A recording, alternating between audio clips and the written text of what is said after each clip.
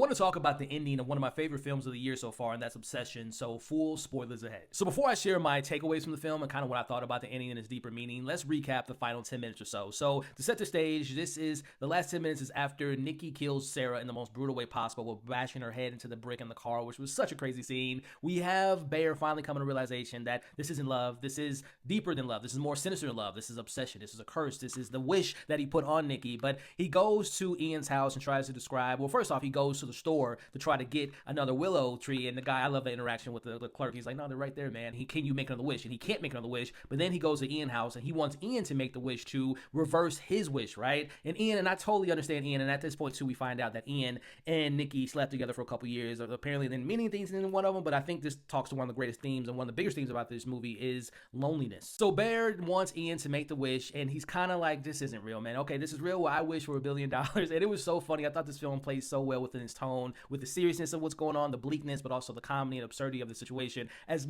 millions and billions of dollars fall on his head, we see Bear goes back home. He finds Nikki, who has, oh my goodness, he has Sarah. It looked like a scene out of Terrifier. And I believe this film was supposed to be NC-17. I know Curry Parker said he had to cut like 6 or 7 minutes out of it. I would imagine whatever she did with Sarah, like carving up her body, was probably cut from the film because it was probably brutal and gross. But either way, he sees Nikki, has a gun in her hand. She's going to take her own life, and obviously is taking away not only the person, the body, the vessel, but also Nikki, who's inside, who he knows is inside from the conversation from the other night when she was sleeping. But he goes to the bathroom, he takes his pill because he's just going to end his life, because that's the only way he could break the curse. And he takes the pills that his cat took, he takes them all down, and then you hear the music of when someone uses the wish. And we know now that the way the film ends is possessed Nikki makes a wish that Bear loves her just as much as she loves him. So we end with both of these lonely vessels, because Nikki was lonely too. You know, she wanted to walk away from her job. She's looking for happiness. So there's again a theme of loneliness and searching for loneliness in the most sinister way, especially from our main character Bear. But they're now possessed. They love each other, but then Bear slowly starts to die because of the pills he took, and Nikki realizes this to possess Nikki. But then as soon as he dies, the real Nikki comes back. And also, let me rewind, I forgot to mention that Ian died when he came to the house, but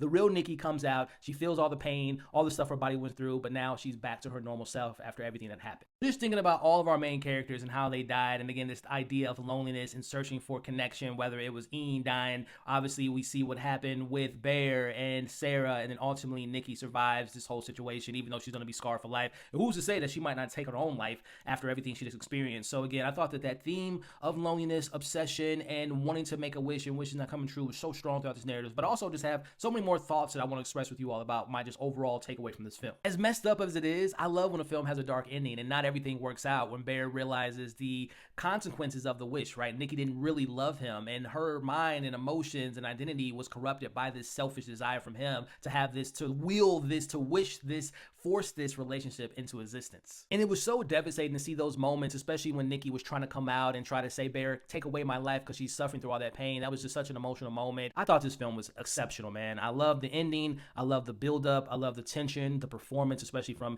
Inde Navarrette, as well as Michael. He was fantastic. It was so well written, so well directed, and it is easily one of my favorite films of the year, and I thought this ending was excellent. But let me know what you all thought of the film overall, the performances, the themes, the allegories, as well as the ending, and what you all took away from the film. Let's talk about it in the comments below. I wish more people would see this and talk about it, because I think this is one of the best films of the year. But for more conversations about Obsession, check out some of my other videos. So with all that being said, consider following and subscribing.